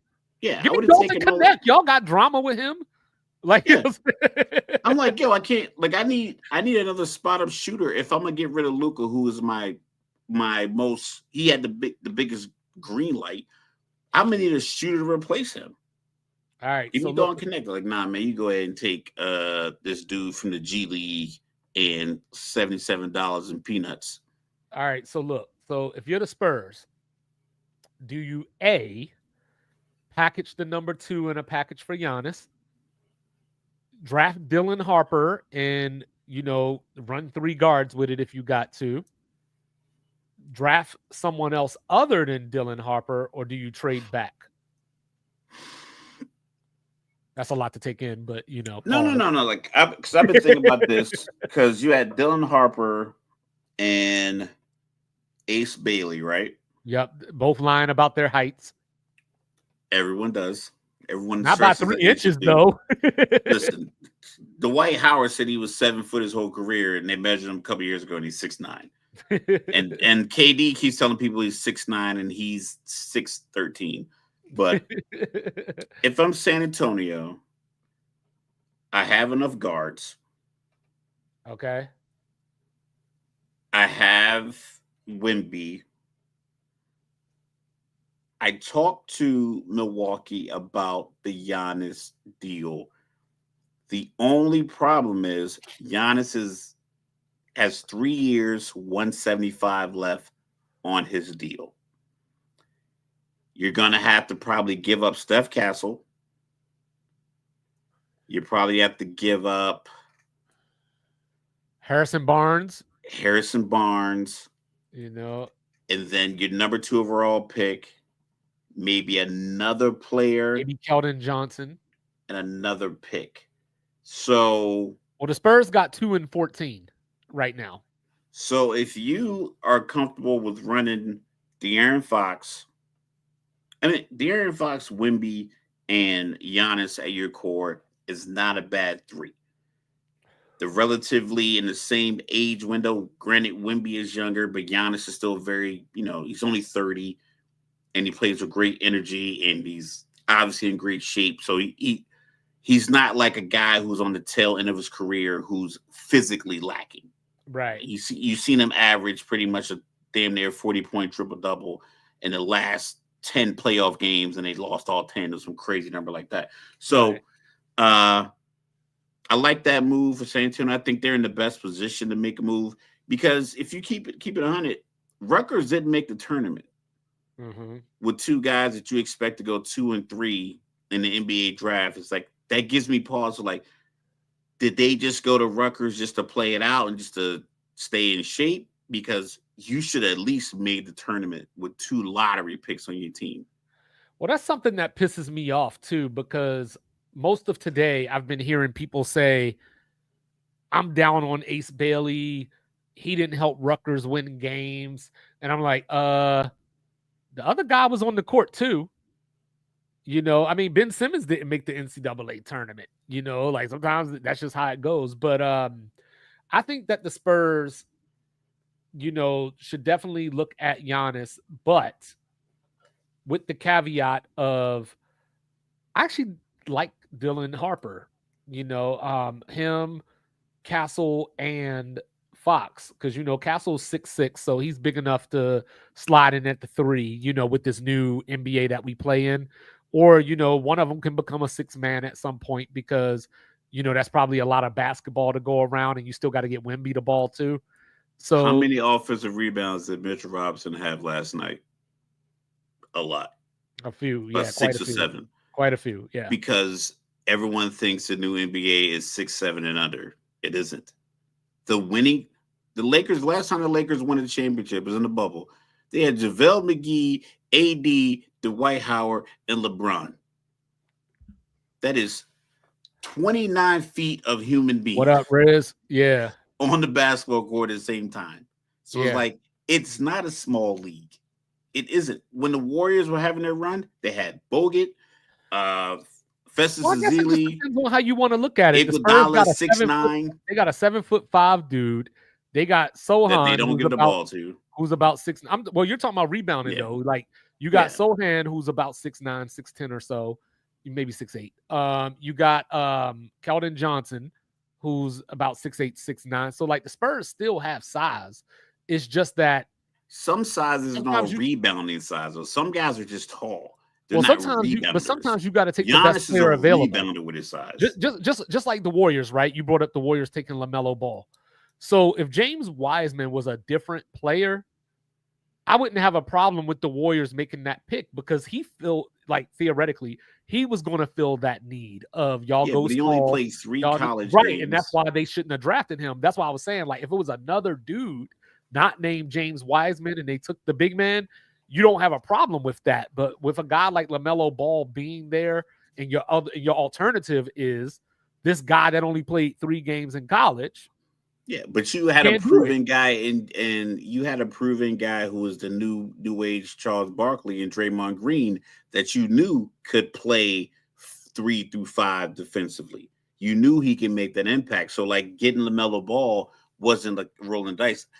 I think running 3 guards, it just doesn't seem feasible considering like the problem with this De'Aaron Fox is a value. He likes to keep the ball in his hand. So you're gonna have 2 guards out there and just hope that you have 2. You're gonna have 2 extra shooting guards out there and hope that they want to play a lot of defense. Hey, the Spurs got back-to-back rookie. The Spurs got back-to-back rookie of the years, But no. But the thing is, like, I wouldn't mind it. The problem is that they don't shoot enough, to be 3 guards. You can't run 3 guards if you're not going to shoot like Boston. And that's why I was saying that one of them, like Harper's the rookie in this situation. Bring him off the bench because you got a decision to make next year anyway. Because next year, De'Aaron Fox is due. So now you got to figure out, like, I figure they're going to pay him just for the fact that he angled his way to San Antonio. Yeah. So you would figure that they're going to pay him, but you never know. What up, Mike? You never know. What's going on, Mike? But if you draft a guy number 2, like my expectation, if I'm going to draft a guy number 2 to put him on, have him come off the bench, then I'm better off just trading him away and getting a proven commodity. Well, that's why a guy who wants to leave. That's why I mentioned trading back. Getting back. The NBA doesn't really trade back. There's like pick up my guy for me, and then we'll get another guy. You figure, right? Look, you got what? You got Utah at 4. Oh, I'm sorry, Charlotte at 4. Utah at 5. Washington at 6. You could move back into one of those spots, and like you get something. But that's what I mean. Like, or you just trade it for Giannis. Yeah, that's what I'm saying. Like, we talked about how there's only like 106 guys that apply for the NBA draft because like the NIL is giving guys 1.5 million, 1.6 million, big man on campus. You can get money however you get your money, and you don't have to deal with the NBA. Like, Thunder now by 8 at the end of the third, by the way. Like last year, all those guys that got drafted like 1 through 5, I think every single one of them, a couple of them went down to the G League. Other guys they were all coming off the bench. It's like, the NBA right now, and you're seeing it with OKC, is like having experience that's not too old is the sweet spot. Some guys are too old. So, Robert got me thinking now. You know what I'm saying? That's what I was just about to say, too. So, like, what if you trade number 1 for Giannis? I don't know if you can make the money work because you got rid of AD because of that $58 million. You got to get rid of. But that's the thing. Dallas doesn't have the depth or the patience because they have established themselves as Giannis wants to win right now. I think if he goes to San Antonio, it's like maybe we can win, maybe we can prove, but I think the pieces will be better, and I think the pieces will fit better around Giannis at in San Antonio. If he goes to Dallas, you probably got to move Gafford or Lively, PJ Washington, and the number one overall pick. Outside of the And number one you pick, I got don't have a two. problem with losing any of that. Okay, so who's your role player? Because you don't have a guy that can handle the ball. You don't have a You guy got your that can you got your shoot. shooter in Clay. You got Jaden Hardy, But your off the shooter in bench. Clay is not. He's if he was a 36-minute Clay, a 34-minute Clay, I rock with it. I think he's probably closer to 27-minute Clay. Mhm. So I can't rely on him for 27 minutes putting up 8 or 9 threes Yeah, and I hoping he don't goes 6 for 9, which is unlikely. Like no one shoots 60% from three. So it's like if Giannis goes to San Antonio and they move Steph Castle, Harrison Barnes, the number 2 pick, and maybe one of these Lakers picks or a Sacramento pick or Washington pick that they have in like 2029, something like that. And Milwaukee goes, cool. We can start over right now because whatever they can move for Dame, because I'm pretty sure if they move Giannis, they'll move Dame. So I think Milwaukee's going to be well, more Dame ain't inclined to even a give you. factor right now. Like, what I'm I'm just saying? saying as far as He like ain't playing get next like, year. but I'm saying like as far as getting these these different personnel moves, these guys off the books and getting guys in the building. I I think the think Spurs do like CP3, but but if they get Dylan Harper, then I don't see the need for him. yeah, I just feel like the three young guards. Uh-huh. The three young guards, like I said, with De'Aaron Fox being the senior of the three guards, he's gonna run. He's gonna run the show. So I'd rather him be able to dump the ball off to Wemby or Giannis, and Giannis kick it out to. I don't know how you get off the deal by keeping Steph Castle, but if you I don't think you can, can. I don't think you can. I I don't mean, I think mean, you I mean, I can. mean, obviously you can because we saw what Nico did. But so Yeah, obviously you can. if you And sing the and right and tune and and how sing the right desperate? song and Well, that's where you probably get a third team involved, and maybe somebody like Zion ends up in Milwaukee. yeah, you like I said, if however these Or you get GMs do it, Portland involved. Maybe you get yeah. Portland But involved and move Anthony Simons. I think Giannis. If I'm Giannis's camp, I like San Antonio more than Dallas because if he goes from Milwaukee to Dallas, I believe his Dallas life is going to look a lot like his last 3 years in Yeah. Milwaukee, I don't where think he is Nico's the best guy on the team. They win about 52, 54 games, and they're out in the first round because he's dropping 36, 16, and 8, and there's no one else that can go I with don't them. think Nico has a tough decision to make at all. The decision is you go draft this number one draft pick who is supposed to be the best player in this draft by a mile. I don't think that's a hard decision at all. As far as let's get back on track here. So am I crazy? Because I'm happy that the Wizards didn't get the number one draft pick. And it's not even because I didn't want Cooper Flag or anything like that. It's because I didn't want to see the tank get rewarded. We were talking about this. Utah, Charlotte, Washington took turns trying to angle for the number one draft pick. And none of them got it. And my heart is happy. I don't necessarily like the fact that a team that was in the play-in got the number one draft pick, but that just shows you go play basketball and let the chips fall where they may. Did you say something about playing for the number one pick? Yes. Like having like a little mini postseason, like before the playoffs start? Yeah. I don't know. I think no No. matter what, I think every system can be exploited so that you end up with Tim Duncan next to David Robinson. It can happen. It takes a little bit of luck. Some people say it might be rigged, but like when a great artist say you play with skill, good luck will happen. I I don't hold on real I quick. don't I don't know how you award a take. I don't think they can do that either because Nico, they already traded Luca. You know what I'm saying? Like You you don't need to can't. get creative when you have the number one pick. Yeah, It's you just, can't. You it's can't just trade Cooper Flag too. And then on top of that, not to be that guy, but you know what I'm saying. You gave up the white star. I mean, he was foreign, but now you got a hand-breaded American white star in your hands, like Larry Bird type conversations.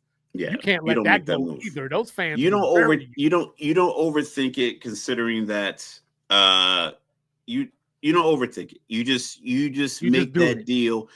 And realistically, unless somebody really calls Unless you and Minnesota blows calls your you, socks off, and says, "Here's Ant." I'm gonna give you Ant, Nas Reed, and Julius Randle, and the next 2 first Yeah, round like picks. Cooper, you got to take Cooper Flag here. You take Cooper Flag unless you get a real haul like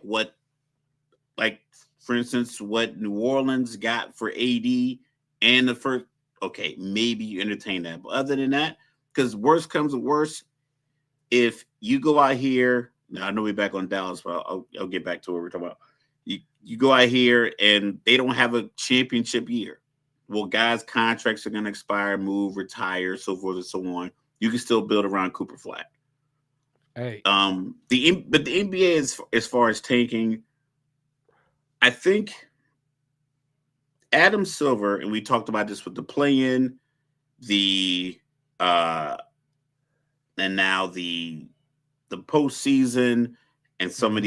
these, some of these legends from the early 2000s with LeBron, and then like the mid 2000s with KD, and then now Steph. These guys are fading out. Their careers are going to have to come to end. You can't expect 43-year-old LeBron, 39-year-old KD, and 38-year-old Steph to be kind of carrying the league with a Right. 41-year-old Russ and a 35-year-old Yoke. I mean, like it's gonna fade. You're gonna have to start making these transitions. So if you're Milwaukee though, do you call the team that has 5 of the top 36 picks in this draft? What team is that? That'd be the Brooklyn Nets. Brooklyn Nets have 5 of the top 36 picks this Yeah, draft. 5 of the top 36. They have number 8, number 19. They have 26 and 27, and they have 36. They should take all 5 of those picks and try to build a team and bounce back. Don't try to do Good anything luck with that. crazy. You got to start somewhere, because if you look at the NBA versus the NFL, the NFL, yeah, some teams that trade up the one. We talked about Chicago having one. They had Justin Fields. They made a trade with Carolina because, like, hey, teams want a quarterback. They wanted Bryce Young. They got Bryce Young. Well, right now, if we look at it, I think Carolina is probably going to be second in the NFC South, and I'm a Falcons fan, because you make that pick, you make the next pick, you have a couple bad years, you get a few good picks, you get a free agent in who's kind of optimistic. I think Chicago's in that same boat where, like, you know what? People like the quarterback, guys want to come in and play with They him. got the new offensive coach. You get the new offensive coach. So in the NFL, even if you're not successful and you're playing hard but you're just losing games, you can turn it around. In the NBA, they make it they keep these teams in purgatory for so long and then blame them for tanking. It's like, dog, what can I do? If I'm not winning games because I got to face a team like Phoenix, is a 3-headed monster. I got to face Philly when they're all healthy. I got to face Boston with their guys. They're paying $700 million between 2 guys. I don't have a whole roster full of people who are worth that much money. So, granted, Charlotte's a team that seemed to do it to itself because they don't get the right coaching staff and the teams. So it's always this discombobulation where it's like, I feel like the league is they just want you to pull yourself up by your bootstraps, and they don't want to mold the sequence to where you don't have the stars, because they rely so heavily on the stars of these top teams to drive their ratings that they don't care that no one watches New Orleans So, because Zion's out. Oh well, we got Steph cooking in Golden State, we got Jokic in Denver, we got SGO, we got Ja throwing grenades into the crowd. We have enough star power to where we give these guys 50 televised games every year, and no one ever have to watch Orlando versus Charlotte on a Saturday night. So does ending up at number 10, does that take Houston out of the Giannis sweepstakes? Absolutely. Too far back? Too far back from Milwaukee. He's on the contract for 3 years. So Milwaukee's not desperate. He can force his way out. He can James Harden it. He can, he can AD it and force his way out, which most of these star players do get their way eventually. Which, we can that's a different conversation for a different Right, day. I'm right, pretty right, sure right, we've right. had it before. But Giannis is the big ticket trade item. That conversation starts at 2. Who's at 3? 3 is Philly. Philly doesn't have Philly can't make that move because I don't think they have a viable piece. Because if they get Giannis in, like I said, Giannis has to look at it like, okay, am I going to a different version of the old Milwaukee that I just left? And I don't know if Embiid is fast enough to play with Giannis, even if he's healthy. just let him run and take some breaks. Well, I mean, I guess if you're Philly, you have to check the temperature, right? Like, are you looking at, say, you're probably not trading Maxey because you just paid him and he's young. But if I'm Milwaukee, I'm not taking anything less than him. I'm no, taking Paul I'm George, not talking his about Milwaukee. 212. I'm not talking about Milwaukee anymore. I'm just talking about like where does Philly go? Because you figure I don't know how many suitors will be out there if they wanted to move Paul See, George, Philly for should example. draft a young guy.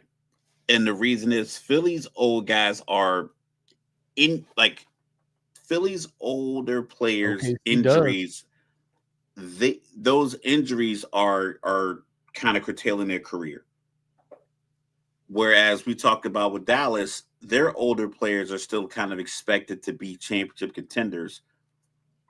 Philly, Paul George and Embiid, I don't think the Philly front office is looking at like, yo, if these guys are healthy, we're competing for championships. So let me get in a guy who can learn from Paul George. Now that's a guy I'm willing to bring in and have him either come off the bench or Paul George come off the bench, however it works. Because I think Philly's in a rebuild. It's not quite trust the process, but it's definitely a rebuild. But they're a great basketball city. They have a great, passionate fan base. So the free agents gonna want to come here. Philly's a dope city. I'm a New York. I like going to New York a lot. But everybody I know that goes to Philly love Philly. When I do go to Philly, I'm not gonna front. I do have a good time. I have a good time probably every time I go to Philly. I just act like I don't like it just because I'm stubborn. But I have a good time when I go to Philly. Great restaurants, great art scene. It's very close. So it's not going to be hard to get free agents to come to Philly and play good basketball, especially with the fan. The fans will love you. They'll tell you suck, and they'll cuss you out. Well, I guess you But just got to figure they'll tell out. you the truth. You just got to figure out Embiid's situation first. First and foremost. Embiid's situation is going they medically paid him already. is going to become clear though. That's what I'm saying. Like it's going to be out of his hands because you're going to look at. It's going to be apparent that his him physically playing NBA basketball is going to get cut short. Right. It's not even going to, it's going to be whatever contract litigation you got to make, whatever buyout clauses, but his career is going to be cut short because of injuries. You're not going to be looking in 2 years to re-sign him to an extension because the likelihood of him being healthy enough 2 full seasons from now it's not very high, which is unfortunate because I think because he put up 50 on the Knicks last year with a bad leg. He couldn't go right. And he put up 50 and he was in pain the entire time. And he put up 50 points. Everybody, welcome to the Lou Dort show. 92-90 Denver with about 6:19 left.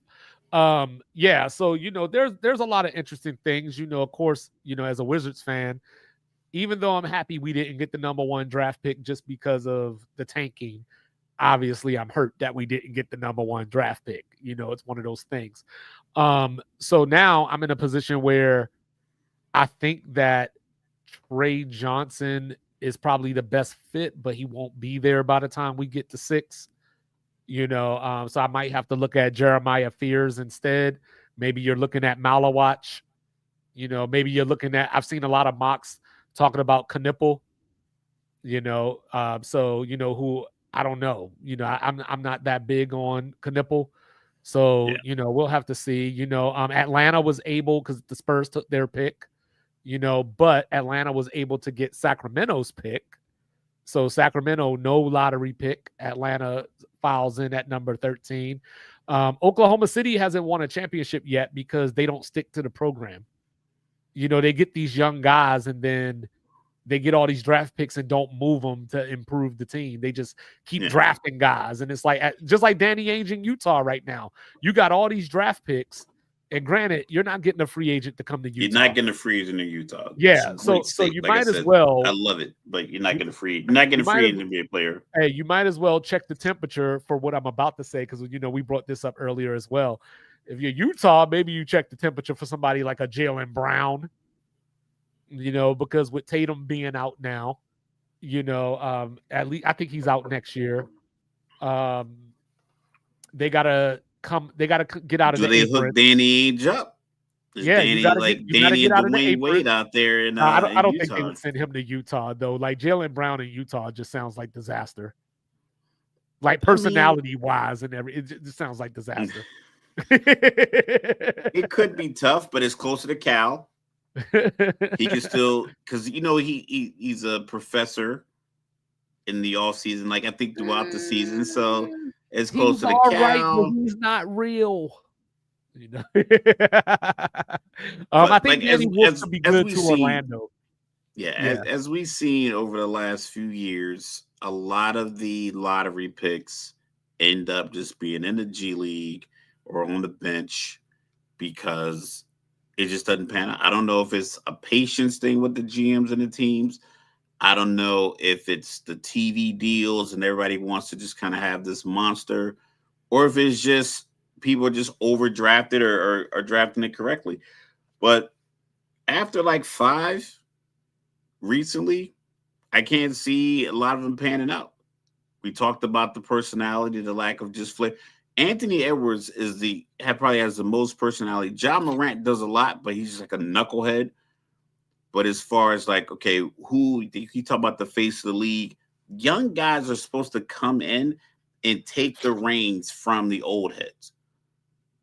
It's the same thing in any workforce. Like if I worked on the flight line for 10, 12 years of my career, when you're new, I'm supposed to pour into you all the stuff I learned over the last 10, 11 years. And then a year after I train you up, I should be working out of this space and you should be able to work into my space within a couple of years. That's how it should go. But right now, it's a lot of guys that are just sitting behind old stars, sitting behind other rookies, getting sent down to the G League. I think having the G League makes it easier on the team to just send that guy away instead of putting him on the floor and letting him show what he can do. I think that Denver needs to find a way to get up into this top 8 or so. I just don't know what they got to give up, because I'm sure they don't want to give up Jamal Murray, for example, but like they got to find a way, because I was talking about this last night. I don't know how you go 3 years and your backup to Jokic is DeAndre Jordan. Mike's been on this one, Giannis to Memphis. Like he thinks that's a good move right there. Maybe I'm thinking, Jaren Jackson, maybe Bane. You got to keep Morant though. I feel like if I'm Giannis, if I'm Giannis, I'm like, I'm not going from Milwaukee to another situation that's exactly like Milwaukee. Yeah, I feel like he's a big version of Ja. Like, so they just kind of, even though they play different positions, they kind of make each other redundant. But I think you could figure out the space. But Washington didn't get screwed by the lottery picks. Washington got screwed by themselves. Go out there and play basketball and don't rely on a bad record to get you the number 1 draft pick. Just let it. You're already a bad team. You don't even have to tank. You don't even have to tank. Hey, okay. You know what I'm saying? Let's see. Sohan and number 2. I like Bilal though. I like Bilal though. 2 might be high. If you had like a 22 or a 12, then you make that move. With I two, like Bilal though. two is I like our squad. it's too many. It's too many. I know I'm saying two a lot. 22 twos. It's too many great moves you can make with the number 2 pick to make To end up with Bilal Koulibaly. to make an average move, especially for a team that's already super young. Steph Castle entering year 2. Wemby's what, year 3? year 3. Sohan's only around 3 or 4 years. Like you're a little young for that. So if you're gonna move number 2, make it worth your while. Go get Jokic or something. Like make it worth your while. If San Antonio were to get Giannis, that would put you with your primary ball handler and De'Aaron Fox is an experienced vet in comparison to your team. Giannis, experienced vet, and then you have the young guys. Not like how we talked about with Houston having Van Fleet and Dylan Brooks. I felt like those 2 guys didn't help elevate the younger players. I felt like they stymied their growth. I think Giannis and De'Aaron Fox opens up space for the younger guys on that team. I think it works for Wemby. I think Wemby doesn't have to be the rebounder. He could be the shot blocker. Giannis can be the guy that gets the rebounds. He could run the break. They could throw the lob passes. Defensively, I don't know if there's a big in the league that would welcome being guarded by Giannis on one possession and Wemby the next one all day long. Giannis is a guy, he's a 38-minute guy, but you can get him down to 32 minutes. Like I think Milwaukee was trying to bring his minutes down. If you can get him out there with Wemby, a 23-year-old, maybe 24. Yeah. And Wemby plays your 38 minutes and Giannis gives you 31 to 32. Like I said, unless somebody else breaks down an analysis of a scenario I haven't seen where Orlando comes with some crazy thing, I think San Antonio. See, Orlando is the perfect team that is turning into the Atlanta Hawks in a way where they're not bad enough to get another top pick. Yeah, you make the playoffs, you just miss out on the top pick. Yeah. Yeah, you know what I mean? They can't get into the lottery because they got out of the play-in. So, so I don't want to say they screwed themselves, but, the Bulls had a chance, right, to get this number 1 draft pick, but they lost the coin toss. Dallas got that. And then I saw something where, Josh Giddey shot. Yeah, hit the game winner against the Lakers, and, that took them out of position. So, I don't know, man. Like the Bulls have just been trying to climb this ladder, for years, and their front office isn't doing anything to help them out. So you would hope that they could land a Cooper Flag or somebody like that, because that's the only way it's probably going to get better. Let's see. No, the Spurs definitely didn't need Trey, and they don't need. I don't know if anybody needs Trey at this point. And I like Trey, first of all, like before I even go any further. I like Trey, but I think that dudes his size, first of all, are being phased out of the league. And if his shot is not falling, his size and playing style, because Jalen Brunson is the same height. At the same time, it's like I don't know what you're really adding to winning. Like, so you got stats, but some teams it takes.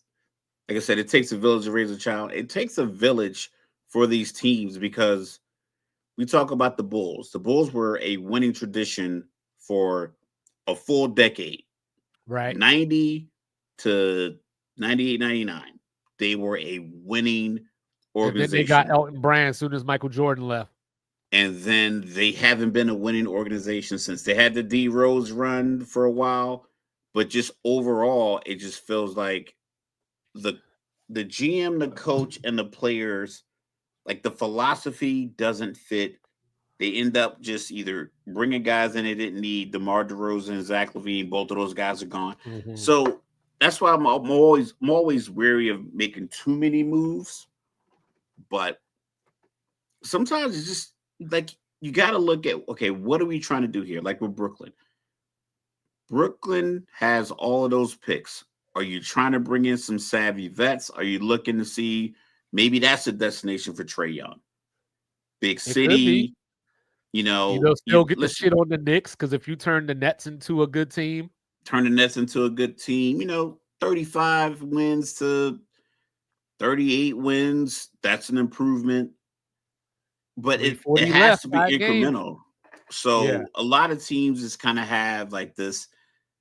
I feel as SGA. if GMs have a fan level expectation management skill where Yeah. they make these trades, they make these moves, they make these signings, and they come out and they say asinine shit like, "Oh, this team can compete for a championship." You're not.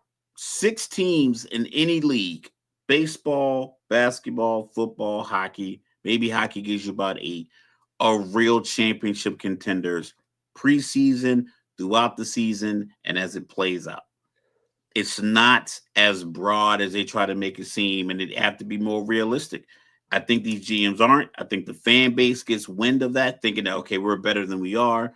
And then when you are 23 and 27 at the All-Star break, you're dumping out assets like you're trying to hide money Mhm. from the IRS.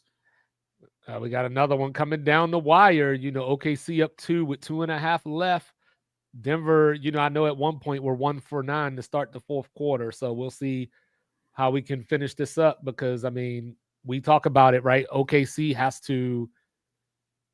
they got to close out the close games, and that's the Yeah. problem with being dominant in the regular season is that, like when you get into these games, you don't necessarily have that intensity that you need. And I think they've handled this year better because the way they handled last year and with Dallas and losing to Dallas. I think they're handling this tougher team, a more experienced team better. Yes, is it perfect? Is it flawless? No. The SGA should have shot a better step back when the game was tied 102 to 102 in game 3. Yes.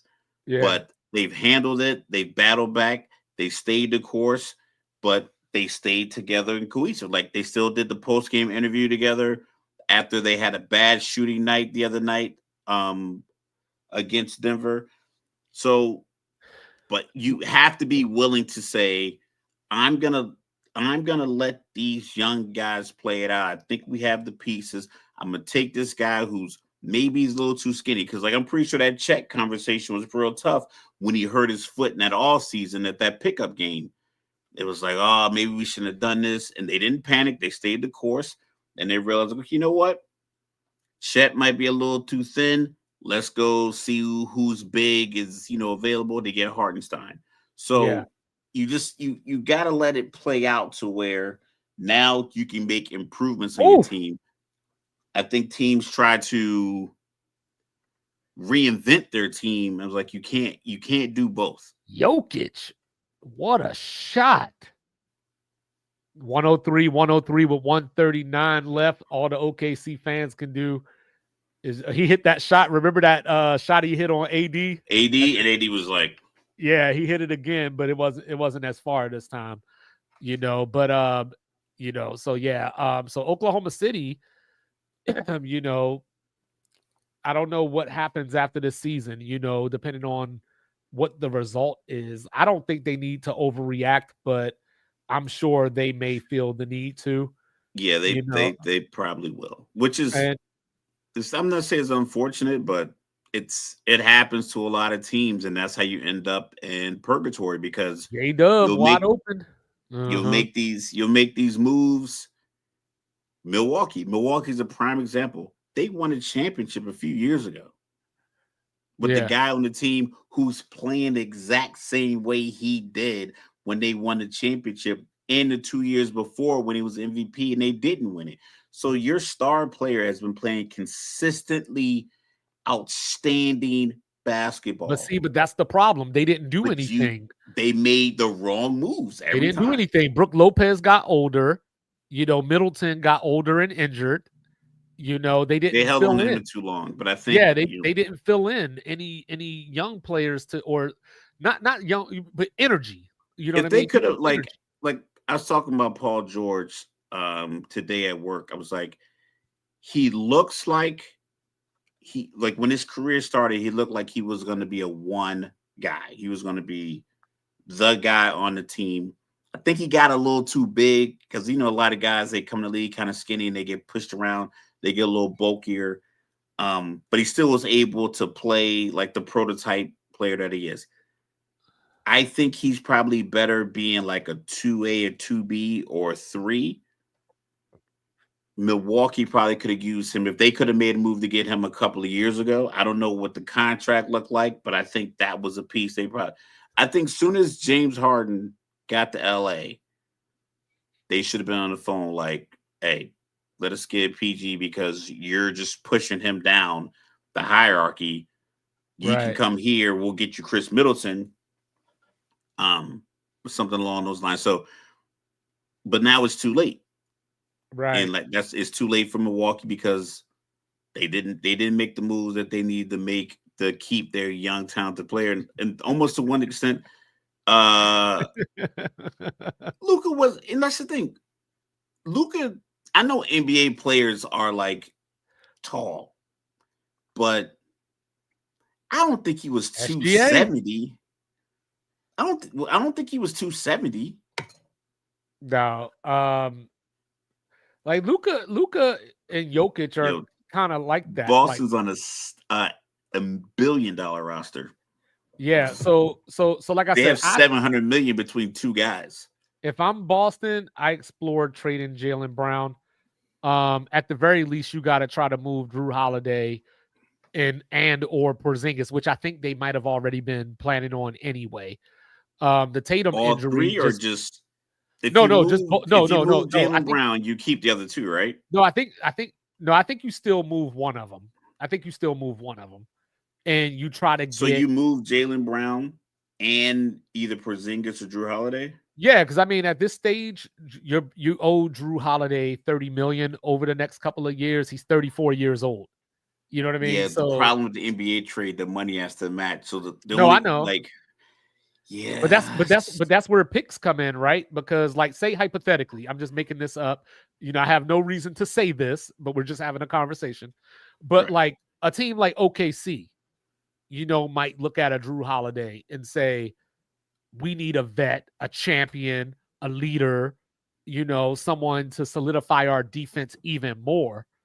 And who got more stuff to give away than they do? You know what I'm saying? And I know that's not realistic, but I'm just having a Yeah, conversation. I don't think Jaylen Brown can win the title as a number one option.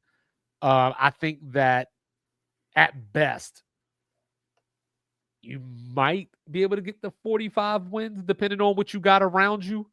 But I don't know if you necessarily are guaranteed to get out the first round with him as your number one yeah. option. I think he's a 25-point guy as the number one option. Well, I mean, and you got to remember, right? He's real fortunate. Tatum makes his job a lot easier, just like I'm sure he makes Tatum's job a little easier in some ways as well. But Tatum definitely makes his job easier. So, and I mean, I think they do a different job. and he Like still that, he still can't dribble. He they he they he, don't he do was the the one that same lost the job. ball when Tatum got hurt. I think he just didn't catch it. I think it was a pass he didn't catch. I don't think he was dribbling. I think it No, was a you're pass not he didn't trading catch. Tatum, and I mean, especially coming off the injury, like you got to see that in action first. I don't even think anyone would take that trade because you got to pay him, Yeah. and you got to Um, pay him and rehab him. And legally, I don't even know if you could legally trade a guy unless he's ready. Well, see, Jaylen Brown to I knew I was waiting for you, Mike. Jaylen Brown to Memphis. That's interesting. Just depending on what you're giving up. Like, I don't think you want to because a guy like Jaren Jackson, I don't know how good he is. I think he's already reached his apex, if you will, and he's due certain money right now that I don't know if you want to pay. I think Boston let him shoot more threes Yeah, if he he would could do. definitely fit in that way. But I'm Yeah, just meaning if like you get rid of who's if gonna pay Horford him? retires, well, I mean, if you're not paying Jalen Brown, then you just move. You maybe because you're But you still getting gotta move him, somebody like you don't else. have to pay him as much because it's not Like his original if you're team. just looking at money, you would probably move Derek White if you're just looking at money. But you know what I'm saying? But factored in with Drew Holiday's age and how big Derek White has been in these playoffs, with the shots. I mean, he was big in last year's playoffs too. So I Yeah, think you want to keep on to him if you can, but it may definitely be time to move Drew out the way. You know what I mean? OKC 111, 105, 16 seconds left. So I don't know. But on that note, look, We gonna be back on Friday. You know what I'm saying? With some more thoughts, some more playoffs, some more thoughts. And of course, before we get out of here, we got to say it again. Get well, Jeff. Get well, Jeff. You know what I'm saying? Get well. Yeah. You know what I'm Mike saying? will be here Friday. I'm going to be in Mexico. Oh, well, there you have it. So, surprise, baby. There you have it. So, Get well, saying, Jeff. we'll figure it out. I'll still be here. So, no, I don't know if I like Jaylen Brown with Wemby. I don't know. Like, I think the Spurs are fine as is. Like, you just gotta. I mean, I don't want to say trust. I don't want to say trust the process, but you just gotta work. But I don't think you're gonna trade a number 2 pick not Boston. for Jaylen Brown. But I think he plays. I think he's I think he'd be a great asset alongside with De'Aaron Fox and Wemby. Not like him being the second fiddle, but it's like I think the spacing and what he can provide defensively, I think would be So game 5 winners, when the series is tied 2-2, game 5 winners win the series 81% of the time, going back out to the 52-80. But look, we love y'all. You know what I'm saying? Make sure you checking out my guys, Cups in the Gang, Monday, Thursday, Friday, and Sunday at 7 Eastern. You know what I'm saying? The One Mic podcast on Mondays and Thursdays, noon Eastern. You know what I'm saying? The Pursuit of Forever, our guy El Residente and his wife Toya, every other Wednesday, 6:30 Eastern. Get that relationship advice. Thank y'all. You know what I'm saying? We'll see you in a few days. Well, I will. Peace.